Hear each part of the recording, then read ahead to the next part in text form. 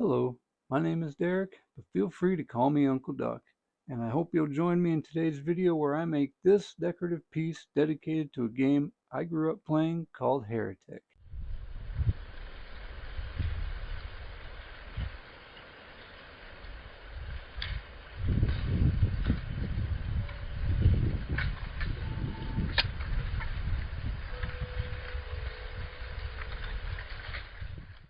So Heretic was a game much like Doom, which makes sense. It was developed by id Software. Though lesser known, it is well known by me. This game drew me in like crazy. If there's ever a game where you can play as a wizard, a druid, a mage, or something like that, I'm all in, man. And so this, where you get to use a bow or a crossbow that shoots magic arrows, I'm game. So much like Doom, to progress through the level, you had to have keys and you had to get them in order.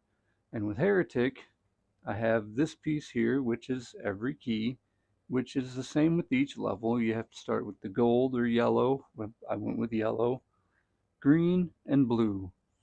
So that's the piece I worked up here. I've had it in my head for quite a while, and I've thought about doing a series where I might do something with different games that are very nostalgic to me and just bring back those elements of my childhood. So I'm pretty happy with the way this turned out. Not quite perfect, which you'll see in the further on in the video, but I'm thrilled to have made it. I'm thrilled to have it, and I love it. I love the game. It's a piece of my childhood, and this just it's just awesome. I love it. So I hope you'll join me as I show you the progression of making it. All right, here we are in the shop. We've got our piece of wood here. We've got our, I chose to go with the poplar board that I've had in the basement for a while now. And it's kind of a two-tone piece here. And I wanted to use the brighter side because obviously, if you've never used poplar, when you stain this turns a very greenish color. It's a beautiful color, but it's green and I don't want that. So we're cutting it 14 and a quarter by 6, which gives us 2 inches extra on the length and 3/4 inch on the depth here. And what was I gonna say? I completely forgot, but that's all right. Oh yeah, I'm giving it an extra inch on each side because that's where I want to put my clamps. I'm not gonna, if you saw my last video, I screwed from behind. I had a baseboard that I put this on and then I screwed in, and I don't want to do that this time because I don't want those holes in it. Even though I'm giving an inch extra, I just don't think it's necessary. But I've got it marked up, set up here on the sawhorse.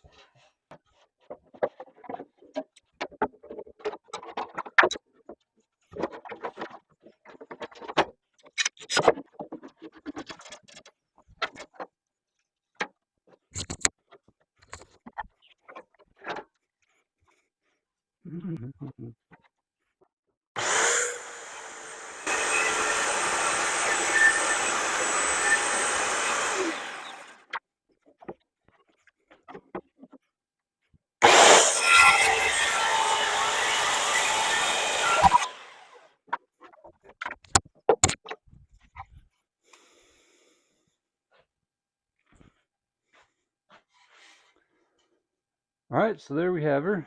I did get off my line just a hair on this side, which no big deal. But we did actually have a piece, a little bit of a tear out here when it fell off. So obviously not the best method. I knew that going in. A table saw would have been a little better, but mine is currently out in the shed and it's snowed in. So that was kind of a no-go. At least in terms of convenience, it would have been so much more to get that out than to just do as I did here. So let's head over to the router and get this in there. All right, as Pink Floyd said, welcome to the machine. I've got my piece here and I'm going to clamp this directly to the table. But before I can do that, I actually need to remove these spacers here. These are just 3 inches, 3 by 1/2 aluminum pieces, one on each side that I made myself to extend the height reach of my machine, but for this, it's too high up, so I need to actually drop it down to be able to work this. So I'm gonna do that now, and I'm gonna just do a time lapse on it, and it's probably going to be embarrassing because I really don't have a dedicated method of doing it. So I'm just kind of, it's actually been a while too. So we're going to do that. And it gives me the idea for a future video to come to some kind of resolution for that. But enough is enough. Let's get to it.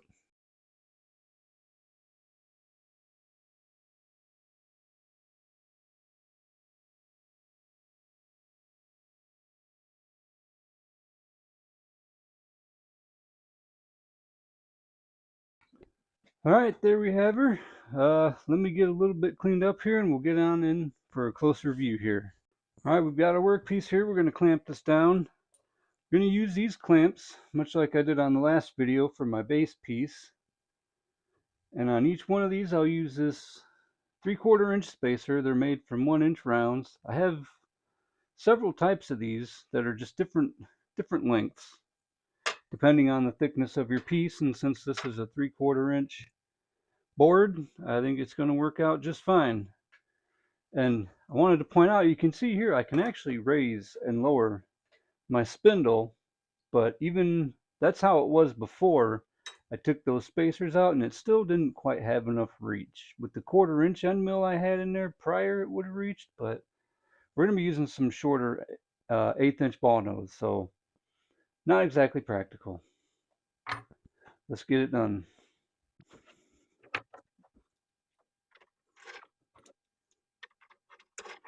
Do the same on the other side here.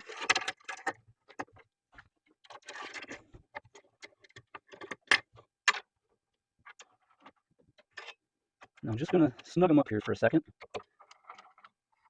I may further adjust them. And as many boards do, there's a little bit of both, so we'll loosen up this side. Let me make sure I'm getting both sides. I sure am. Okay. Sometimes with the phone, it's easier to record on one or the other lenses here according to my tripod. If I want to get down at an angle like this, I have to do it from the backside camera, so I can angle the tripod just right. Otherwise, okay. Now we have our 1/8 inch ball nose set up here. I'm going to touch it off here, and I'm just going to use a little post-it note paper here. Let me change. Got that set to tenths. That's going to take a while. I set it to thousandths, and I'll just come down until it pinches it. It doesn't need to be perfect. That's good enough right there. I'll set that for 0. And we're good to go. So at this point, I'm actually going to try to record this for a time lapse with an older phone of mine. And I haven't used it in ages. And I have to leave it plugged in. And I also won't be able to just stand here and keep an eye on it. It's getting a little bit late here in the evening. And there are some other things I do need to tend to. So I'm hoping this will come out. If not, I do apologize. Bear with me, but we'll get through it. All right, here we are. We've got each pocket cut out, ready for a resin pour, aside from just putting a layer of UV resin on the very bottoms of each one.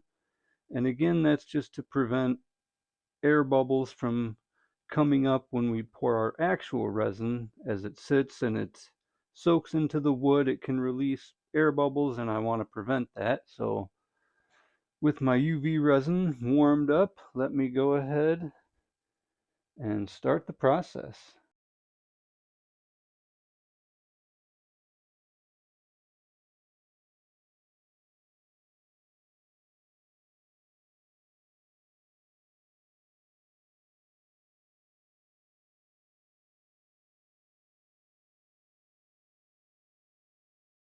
We've got 3 cups of resin. I'm actually going to be using art resin for this. Just happens to be what I have.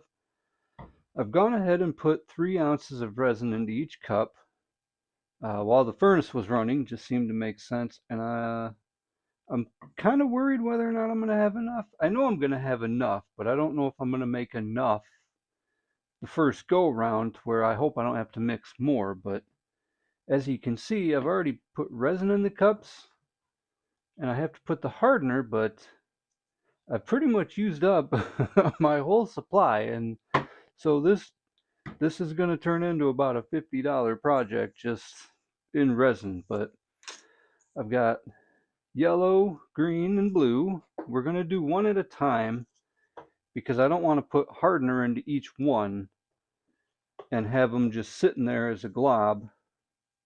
Well, actually, come to think of it, you want to mix your hardener and your resin before you add dye. So maybe I think I'll stick to that plan. So it's a 50-50 mix, so 50% resin, 50% hardener. So I have each of these cups has markers on it. So we've got 3 ounces of resin.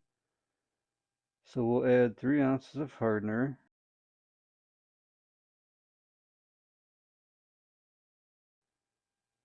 So let's see what we get with the yellow. I'm not really going to count out my drops here. I'm just going to let them go in there and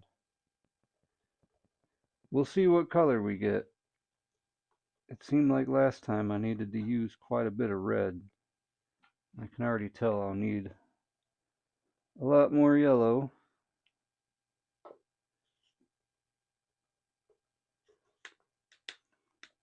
Let's go ahead and keep mixing it. It doesn't look too bad here, although it kind of, from my perspective, almost has like a neon, I almost see like a neon green color in there.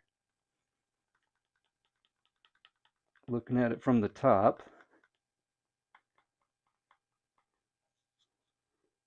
I think I can live with that. I'm going to sit on that one for a minute. Go ahead and we'll do the green and the blue. So I'll just do a kind of a time lapse on that one, I think.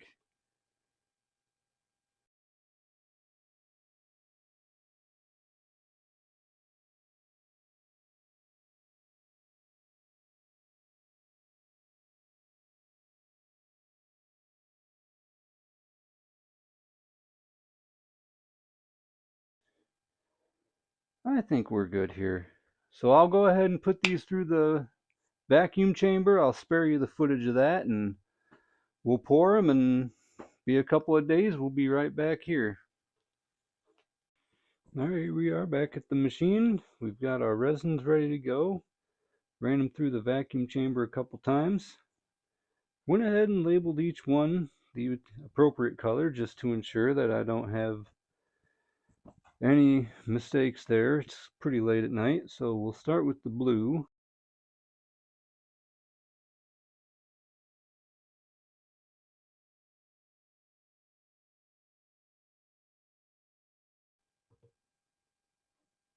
So there we have her. We'll give them time to give them maybe an hour. I don't think I'll record it, but I'll give them an hour to just let the bubbles rise to the top and just check up on things. I can see we're kind of almost, no, I thought we were bleeding over there, but no, that's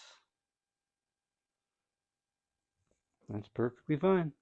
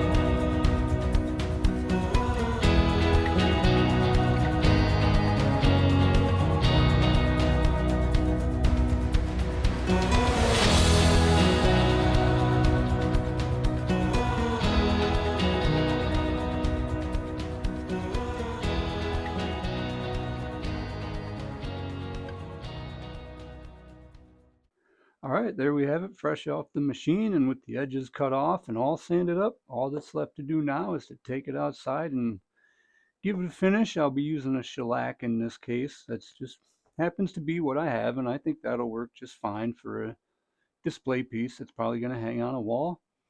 I don't know if I'm going to record any audio outside. It's a little windy, so I don't think that's going to work out. But let's go ahead and get this thing finished up.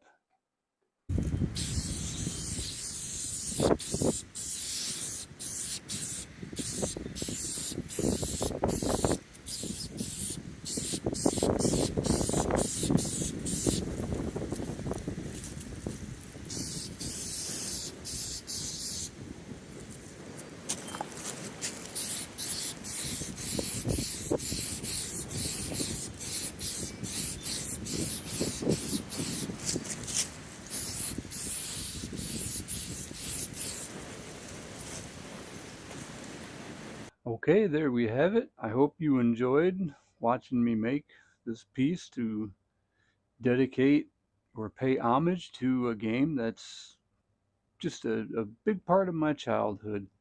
I will go ahead and include some close-up shots, and I bought myself a little turntable.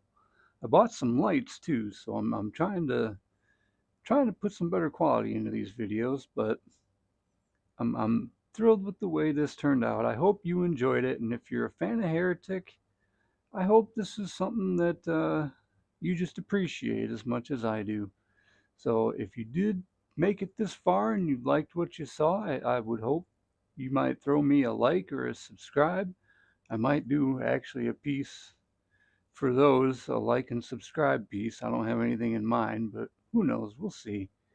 But thank you for joining me, and I hope you will for the next one.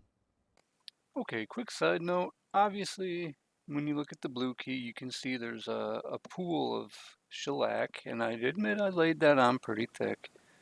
But unfortunately, I don't feel like it ruins the part. I'm still happy with it. It's just one of those happy little accidents, as Bob Ross would say.